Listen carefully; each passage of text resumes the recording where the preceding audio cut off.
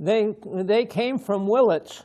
Okay. My father was a locomotive engineer on the railroad here, so his terminal was at Willits, but then he wanted to change it to Sausalito, so that's how come they moved to Sausalito and that. And of course that involved Tiburon at the same time. And so he worked for the NWP for 48 years when he retired. My father's father came from Ohio. That's about all I know. Yeah, 1925 is when my folks moved from another house that they were living in, and in 1925 they moved into 5 Bonita Street, and then they were there for all these years in that. Let's see, I have a daughter and 2 sons. My oldest son, Bill Poole, in that is a mechanic up in San Rafael in that, and my daughter is in college in that. And so my sister is in a rest home now in Pen Grove. So we're all separated. Well, I went to Tamalpais High School. When did you graduate? You remember? 1938. Okay. Yeah. All right, 73 years ago. Yeah. And Yeah, I was a 5-year student in that, because when it come time for my graduation, I was a few credits behind, and they said, I can't give you a diploma, so you'll have to stay here another year. But I had machine shop from Grant, and so I spent all day long in the machine shop, except 4th Street, 4th period, you had to take at least a half an hour of athletics in that. So it was pretty good. If you got something up on the lathe and that, or the planer and that, and then if you did that in the morning, then if you weren't going to be in class in the afternoon, well, then what they would have to do is says you're going to have to take all the thing down. And but then when I was there the last year in that, whatever I set up in the morning, I had it in the afternoon and that. So that was a little bit more education for me. It was all day long. To start with, I was in the Naval Reserve. And then when the national emergency come effect, well then I got an active duty for well, let's see, it was a little over 5 years, 5.5 years in that. Wow. And then after I come home and got discharged, I worked for the Sausalito Street Department here. And then my dad had a friend, and he was talking to him about me wanting to get to work for the phone company. He says, I'll give you a name, and you take that name and give it to your son, and then you go to number 1 H Street, and you go there and talk to the foreman there, and the word come down through the line. He said, when this guy comes down and asks for a job, you give him a job. You know? 4 years and 1 month is in the Naval Reserve. So then I was in the active duty for 5.5 years. What I did is I served here at Muir Beach. Okay. We had what they call a loop station. I was connected up with the harbor entrance department. And we had cables. In my place in Muir Beach, we had 2 cables in that. And what they did is the static electricity that the cable picked up from the earth and that, they balanced it out so it was 0. Then anytime anything went over the cable, it would register on a fluxometer and would get a recorder going with you've seen how the water company has the pin, and then they go, well, it would register. And this time, what happened, this submarine was coming down the North Channel, and just about opposite Tennessee Valley, it made a right-hand turn and wanted to go to the south. And so they went and started going across the potato patch shoals. Well, when they did that, my flexometer picked up the vibration, and then I sent a code message to the Coast Guard. And this day, as you know how foggy it can get out there, you couldn't see your hand in front of your face in that. And so they come back with a message in that we picked up the propulsion, and they took an ash can, what we called in the Navy an ash can run on them. And that's a depth charge. The light ones were 300 pounds of TNT, and the large ones was 600. So I imagine being so shallow that they used the 300-pound ones. And when they dropped one of the depth charges it went off, and it blew part of the stern off of the Coast Guard cutter. So that ended up there like that. Then the next morning, it was so beautiful, you can't imagine. From the porch, you could see the Farallon Islands. That's how clear.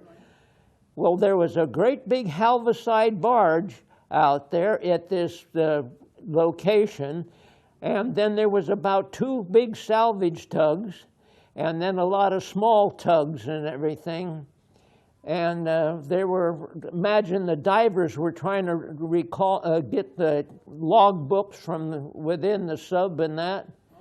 So what happened with that, our number 2 recorder, I made a Japanese flag and I put on it.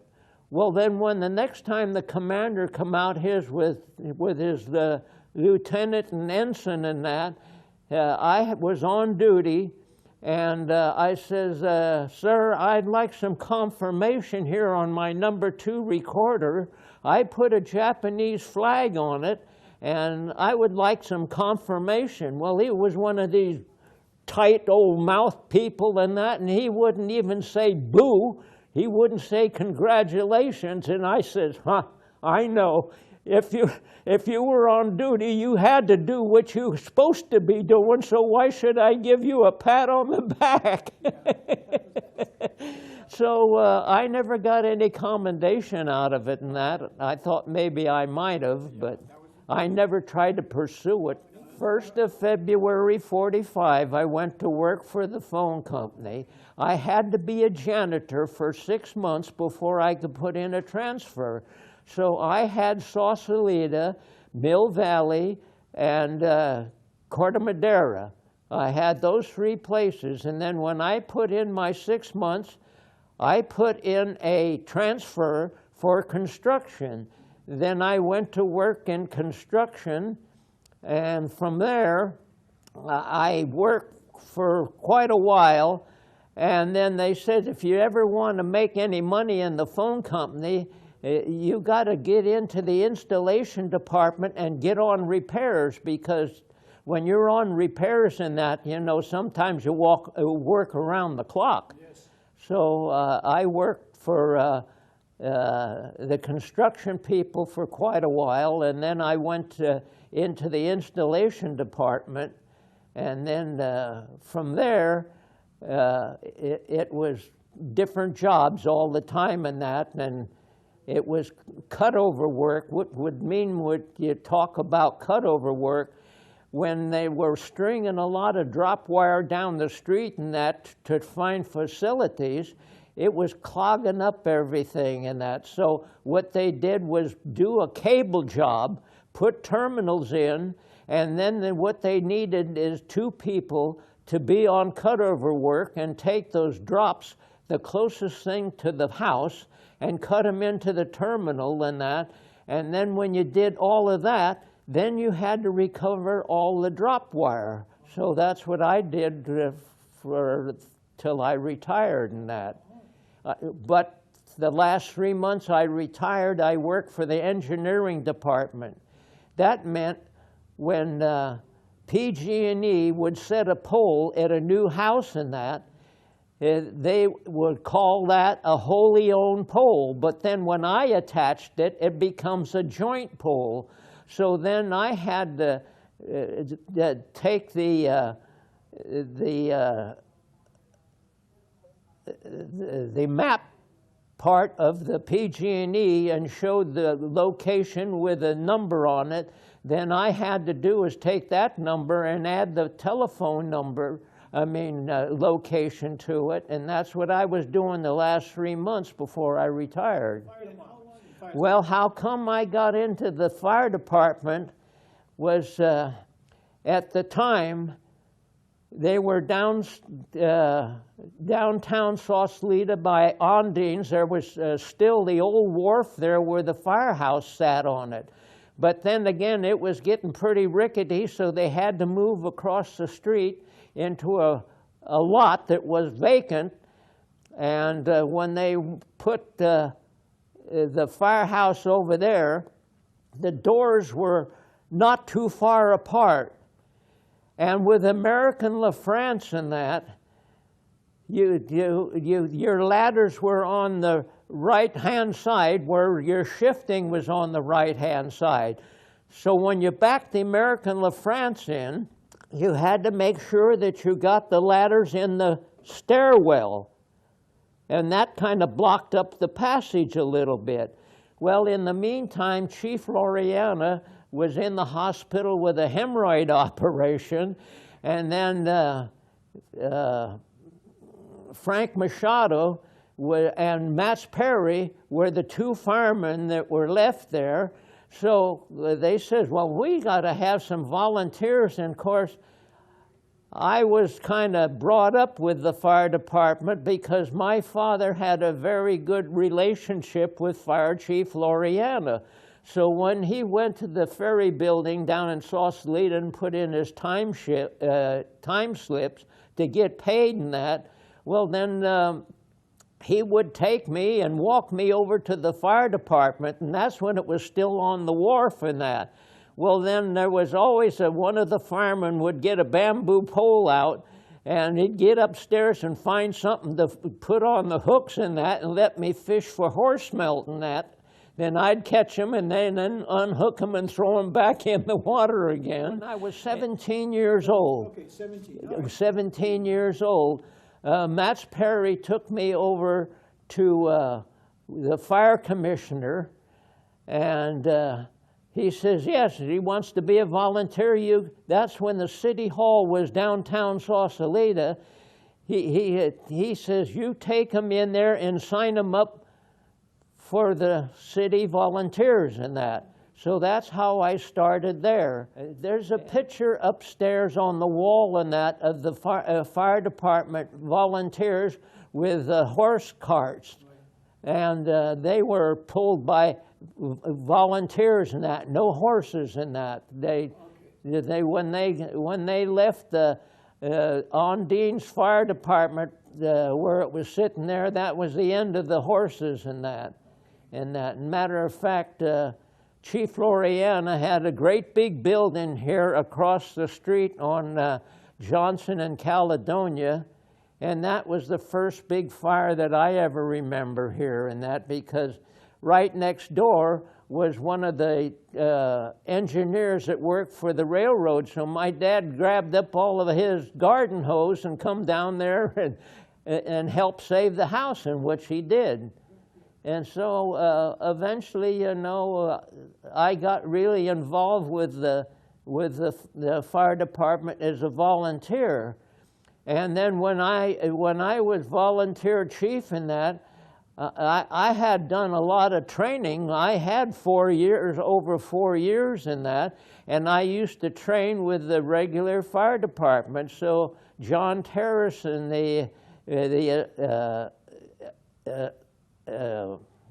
assistant chief in that, we would go up to the Army engineers and do drafting in that. And the regulars were not doing any of that. So then when we were doing it here, 1 or 2 of the regulars would come to try to find out how to draft and that. So that's how I sort of became a trainer, because I had already had, you know, 4 years in that. I knew how the pump operations, and I used to pump. And so then I trained my volunteers. Well, what happened with the volunteers, just 2 days a month, every other weekend, on Monday and that you'd train. But then it got to the point, sometimes there was too much gap in between, and then you had to hesitate and think, well, now let's see, was it this way or was it that way? And I said to the volunteers, I says, would you guys like to train every Monday? And they were all for it and that, and so that's what we did. We trained every Monday in that, and then I trained the volunteers as much as that I knew in that. So if we had to go out on an alarm and that with what was left in the firehouse, then we would go do our work. But I got into a little scuffle with the regular chief at that time, and I says, that was Al Jones, and that when he was battalion chief and that, he says, when I'm on duty, he says, you don't move out of that firehouse until you contact me at the fire and that. And I says, what happens if you get involved and you can't answer the phone and you're going to let the people in the house burn up and that while you're trying to make up your mind what you're going to do with me? He says, you don't move out of that firehouse until you contact me. So that's the way it was. So if, you know, when you're a fireman and you respond to a fire, the first few minutes in that you get there, a lot of time you have a chance to get into the house and rescue people in that. But then when you do it under the conditions I was put under, I got pretty upset over it, but you know, you just follow orders. That's all you're supposed to do, follow the orders, and which I did. Do you remember the canisters we used to have? Yes. All right, you always had to remember when you put that on, there was tape on the bottom to seal off the hole in that. And so we always had one of those in that. So on the Seagrave, when Captain Peterson was in charge in that, he always had that for himself. So it was put over the back of the seat and that and just hung there. So when we were responding to the fire, I was what is called as a tailboard fireman and that, because I'd make the hydrant.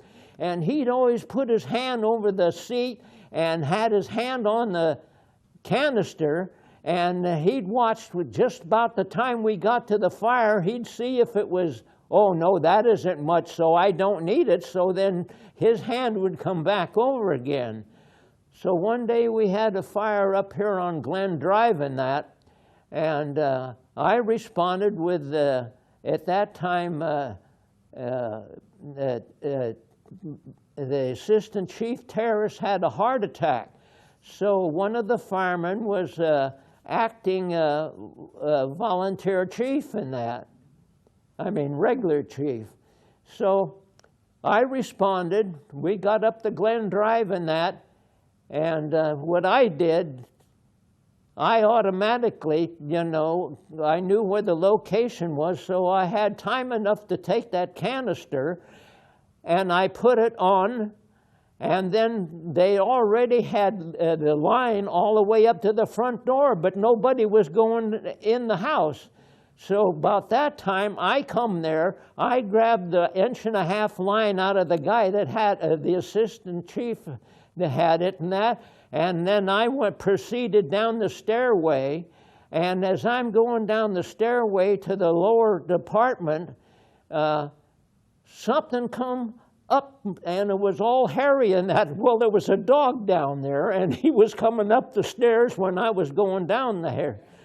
And when I looked down the stairs and that, and looked at the floor down there, you know, all of the fuzz stuff on rugs and that, all was fire. It was, you could see fire all over the bottom and that. And so I give it a quick shot and that, and then turned it off, and it knocked it down. And I got down there, and it never did rekindle itself and that, so I started opening up all the windows and venting it out and that. But I'll tell you, that fire was so hot before I started down there. There was a closet to the left-hand side where the people had shirts and whatnot on plastic covers that they give you at the store. It melted them right down. That's how hot that fire was before I started down through there. But I just, like I said, I give it one shot in that, because you have to watch out. If you don't open up the nozzle and get the air and the water coming through there, and you shove a lot of oxygen down there, you're going to have a flashback in that.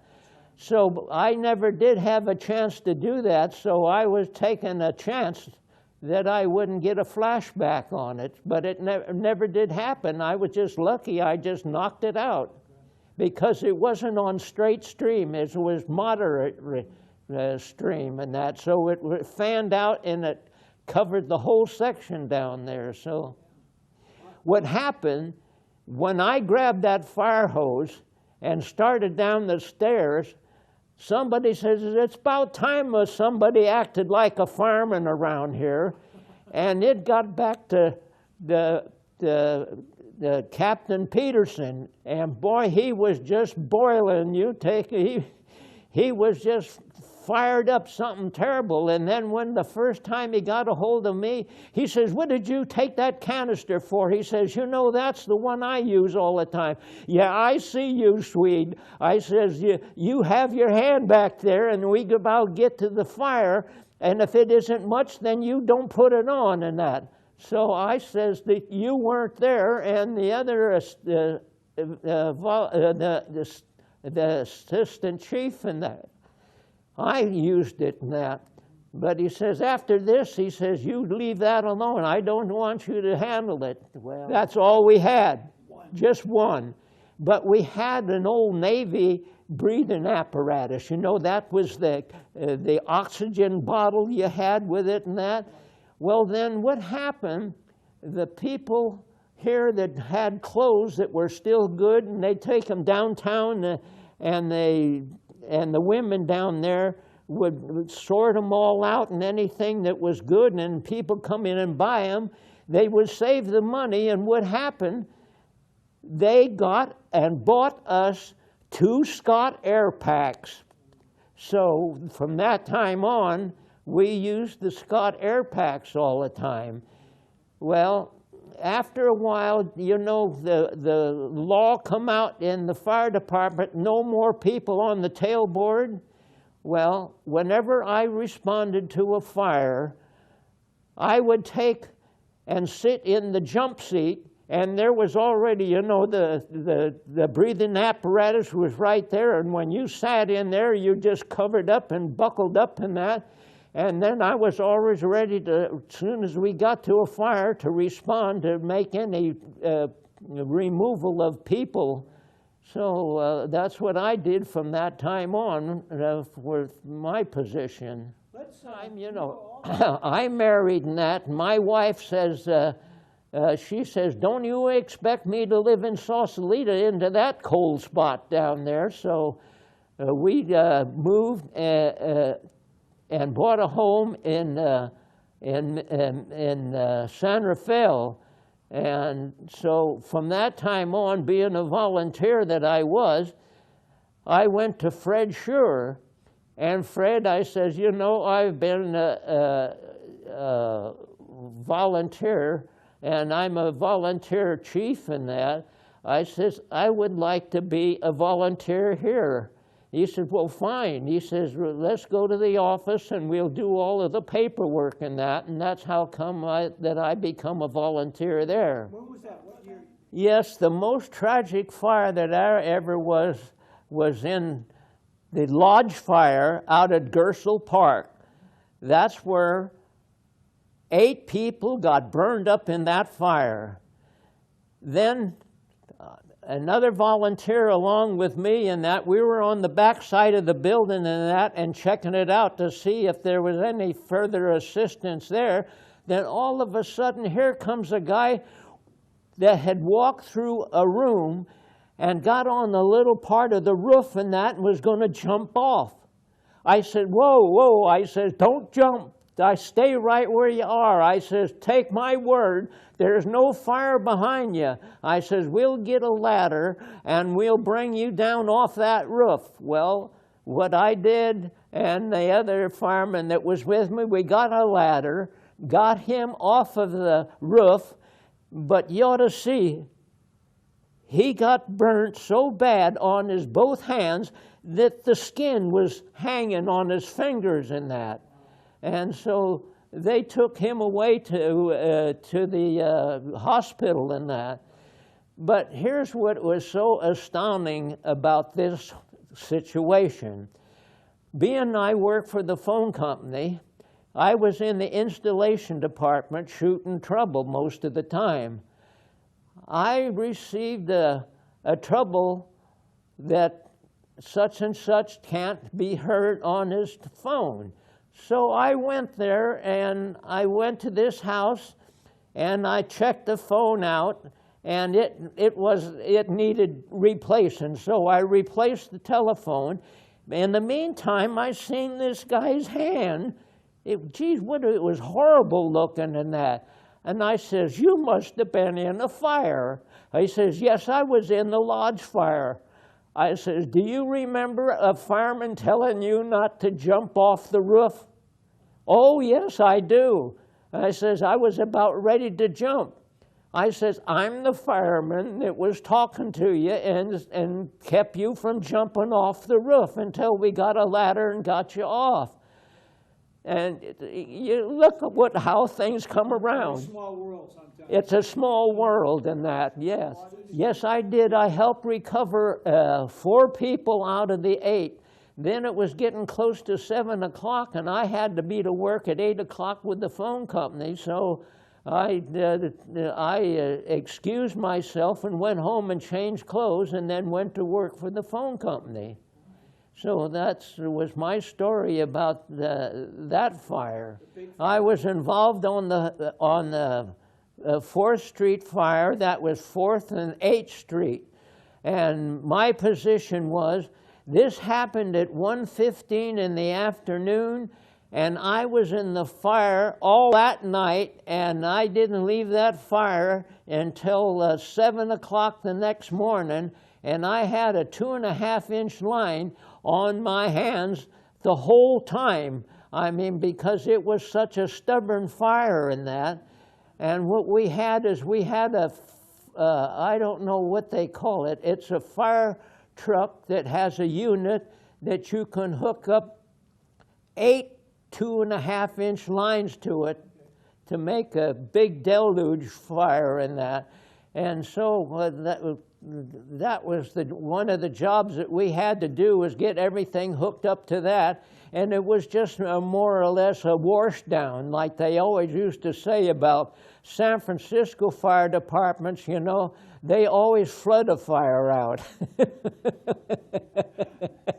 So, but on that fire and that, I was up in the middle of D Street and that, opposite a hardware store, and it was on a pretty bad fire and that, and the whole roof was on fire and everything, and it was so hot that I was up to as far as I could get to the curb, and that was as far as I could get because it was so hot.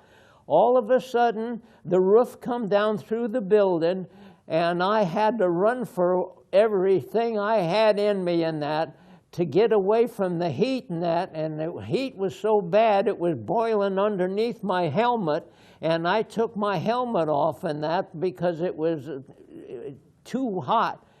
And so what happened, when the roof come down through the building, it shoved all the hot air out, and that's why I had to run for it and that. And what happened, it was such a radiant heat and that, across the street opposite the hardware store was a page store. The radiant heat was so bad that it had put the front of the building all on fire. And then pretty soon what happened, when the roof come down through the hardware store, it pushed all the ashes up and burning material in the air. And what happened with that, it was coming down all over houses, and it was coming on the roof and going down in the eaves where all the leaves were, and we had more roof fires. And then thank goodness to the county fire department came in on a mutual aid, and they were busy putting out roof fires and that. So that was what helped us an awful lot, because if they weren't there and we started having roof fires, I mean, if we had too much fires that we could handle, and we'd have to give up some part of it and let the other just burn. So we couldn't do that, but thank goodness to the county fire department. Is not the chief yet. Then the San Rafael fire was 4th and D Street, 7/31/1957. Okay. Yeah, and that's all the notes that I have. The rest is in my head. In your head, yeah. I always told them, you know, they always ask me for dates and fires and that, and I says, you better get it all, because when I go, it all goes with me when I go. Well, I'll tell you one thing about the volunteers. You know, as the full paid retirements come, they just drop the volunteers, and they don't hire on anybody. But I don't care how efficient you are with plenty of regular firemen. At a fire, there's always things at the firehouse that need to be taken care of, and when they start radioing into the department, we need the photographer equipment and that. We have to take pictures of the fire. Well, the volunteers would respond with the units and that, which is a pickup truck and that. So, you know, there's always things again. And then when the fire is out and everybody comes back with the fire engines, and then you got to put them back in service again, that means you dump all of the wet lines off and put new in and get ready for another fire and that. So there's always something that you can do. But another thing too, because then you're always insured by the city fire department and that. But what I did here when I was a volunteer chief here, I went to the city. I says, I'm trying to look into getting an insurance policy that when a fireman gets hurt at a fire, then he can't work at his job, and then he's losing pay. I want to get an insurance policy to give him part-time pay that he is losing by being injured in that. And by golly, the city council people okayed it and got me an insurance policy in that. And then that took care of that job. And then it came that it was I can't remember the topic that I want to say, because after it become that type of a fire department, that was the end of the volunteers. So they just hung on to the ones that happened to stay behind. Herb Lane, he was the secretary of the Marin County Association of Fire Departments and that. And what happened at that time with the volunteers, Herb Lane and the different fire departments and that, we'd hold a meeting once a month, and we'd go to a different fire department every month and that. So we got associated with all of the other fire departments, and by that, the volunteers and the regulars become more of a one unit in that. And it happened in a very good time and that, and it was times were not too good at that time, but it helped the regulars and it took care of the volunteers. So that's what happened with that. Yes, the first firehouse it was on that wharf and that, and they took, and there was a vacant lot across the street. So what they did, the pilings were getting a little bit fragile. Where would that be in today? We're on Dean's, all right, right next door. The wharf is still there, but 2/3 of it is all blocked off, and there's a seat there for the public to sit there, but that wharf is still there. And then across the street, and moved up about 2 lots, one of them was vacant. The firehouse is still there right now. There's a plaque on the wall in that, and the plaque is in 1914, is the original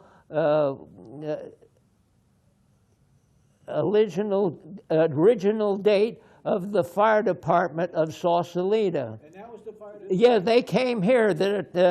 Right here, where we're sitting right now, used to be a gas station, associated station, and Mr. McPherson was the owner of the gas station, and his second job was working for Arcas down the street here, who was building barges what were used up into the deltas and for shipping stuff up and down the delta and that. And so I went to school with his daughter in that, and so finally the city got a hold of this lot and that, so they demolished everything here, but there was a 2-story building here, and they didn't want to destroy it. So they took it, and there was an outfit that come in from San Francisco, and they moved it down Caledonia Street here about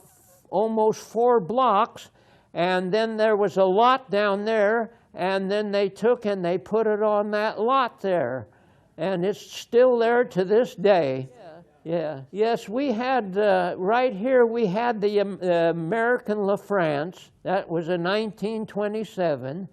And which it was a relay fire engine when Mount Tamalpais was on fire. It was halfway up Summit Avenue, and that was a relay to the other fire engine that was up above it on the old railroad right away. And so that's what took care of that one right there. I mean, I was, at the time, like I said, I was 17 years old when I was hired in this department, and I stayed until I retired when I was 65, and I've been retired now 30 years. Believe it or not, that much time has gone by me. I don't travel much anymore. What happened, my license, on my driver's license, was come expiring when I was on my birthday is June the 19th of last year. And before that, I went and had my lenses in my eye glasses changed and that, so I wanted to do everything I could so I could, that I could pass the eye test on DMV and that. But in the meantime, before that, I was having trouble with my eye and that, and I come to find out I was having degeneration in my right eye. But what they did is I took a test to get the best glasses I possibly could to read the numbers up there on the board. But what happened, I couldn't read the numbers, but I could see all the black spots up there. And they said, no, that's it for you. I mean, we have to take your driver's license from you. So that's why my truck still sits up here on Johnson Street that I can't use anymore. And I'll tell you what, if you still have good eyesight and you still are driving, you be thankful that you can still do that. But when they take your license from you, it's horrible. All of a sudden you come up against a black wall and that, and when you want to do something, oh gosh, you can't get in the truck and go do it. So then you gotta, you have people that sometimes help you in that, and then you have to rely upon the Golden Gate Transit and that, and whistle stops, which I am involved with right now, but I haven't had a chance to use it yet. And so that's my transportation. Gene, There I am right there. oh, okay, Right there. And these are all my volunteers. okay. And about when was that taken? What year? Any idea? Oh, gosh. I'm trying to look at the apparatus. Looks like a LaFrance here, and the open cab. I'm Yeah. guessing sometime in the 40s, late 50s. This is about when the shipyards here closed up. Okay. Because what happened when the shipyards closed, we got one of their fire engines to come here to build up our reserves and that, because we already had the American, the France, and the Seagrave, so then we had the Dodge fire truck from the shipyard, so that gives us 3 vehicles in that. Did you guys ever train with the shipyard, the Marine Shipyard fire? No, we never trained in the shipyard at all. No. That was all kind of volunteer workers. Like it was more like a fire brigade. Yeah, well, right? when we got there, we had to have somebody show us where to go and that. Okay. Yes, so, Because I know there was a fire department there. I assume it was workers, when there's a fire, they would respond to the station yeah, and take the apparatus out. yes, Right. that's it. So, we didn't do as much volunteer training as we did when I become volunteer chief. And then when I become volunteer chief, then I started doing the training and that. You remember how heavy these were? These things were huge. Yes, this E and J. Right. Yes, and there's these 2 bottles are in a case in that, and Captain Peterson was very good with first aid in that. Right, sweet. And whenever I was at the fire department, and we got a ambulance call, Yeah, we'd respond, and my job was to make sure that I took those 2 extra canisters, oxygen bottles, because I was the backup in that, and then I was assisting the Swede Peterson while he was working on the people, whether, how bad they were, and this we had to use mouth-to-mouth resuscitation, but in the meantime, if we had to do that, we called back to the firehouse, because when there was only 2 people on a resuscitation, I said, boy, that is something, when you're not used to that, is breathing into people and that, you tire very fast. It's surprising. So then by getting backup, when the backups come, then they took over, and then you backed off in that and rested, and then when they got tired, well, then you went on and did the breathing and until you either you brought them to, or if they expired, well, then that's another thing. Then you had that was a big fire. I responded with Captain Robertson in that, and our job was opposite, a little bit to the left of the gate and that. fully involved. The whole thing was on fire. The whole place was on, and all of the storage where they had all of the barrels stored and that. Well, that was my position, to go in there and do what I could. And I went in there as far as I could, because it wasn't too hot of a fire. But what was so funny, not funny in that, was what happened with me in that I'm trying to hold the fire down as much as I can. Then pretty soon, my foot got on fire. I was awful hot, and I looked down there, and the whiskey that was coming out of the drums and that, and was running out to the street, was on fire, and I didn't know it, because I was up there holding the hose line and that, and I looked down there, and there was all on fire down there. Yeah, that was Oh yeah, that was, they called that Mason's Distillery. Mason's Distillery. Yeah. Okay, Yeah, matter of fact, at one time, what they had on Caledonia Street here, when there was a lot of vacancies, where I told you a while back here, where they took the old building here and put on that vacant lot, there used to be a soda works there, and it belonged to Mason's Distillery.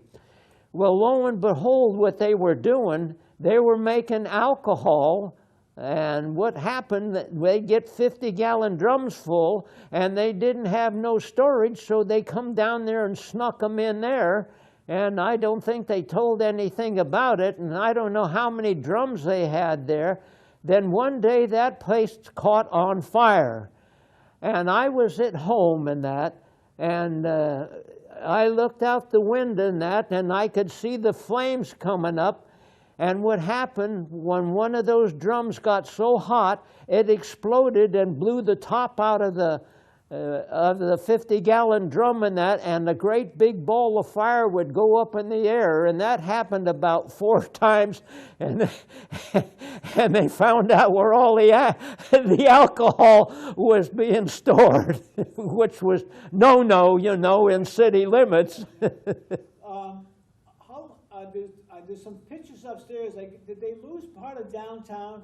Did Sausalito have a major fire that took part of the downtown years ago? I don't know if you were involved. Oh, years ago downtown, yeah. all downtown Sausalito burnt down. What about when? Turn of the century? Or? Well, that's when they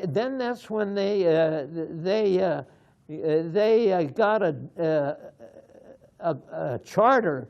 The city charter is 1914 in that, okay. And they rebuilt the whole downtown in that, and that's when the fire department was on Dean's Wharf and that.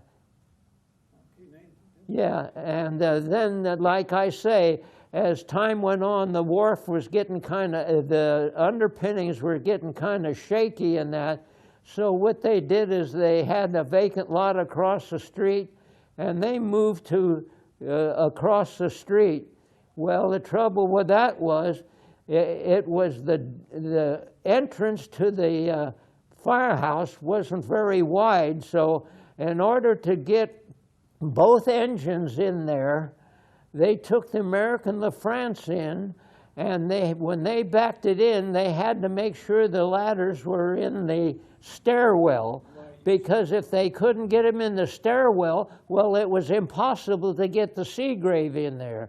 So that was a bad thing to have there, because what happened there, well, like I say, in the past, Charlie Loriana was in the hospital with a hemorrhoid operation, and then when Frank Machado come down the stairs, he was responding very quickly, and he hit the end of that ladder and busted 3 ribs, and he was in the hospital.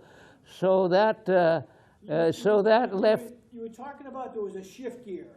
If you had a shift. Oh yeah. See, at the American LaFrance, it was a right-hand shifting in that, and the ladder was on that side too. Okay. So everything was on the right-hand side.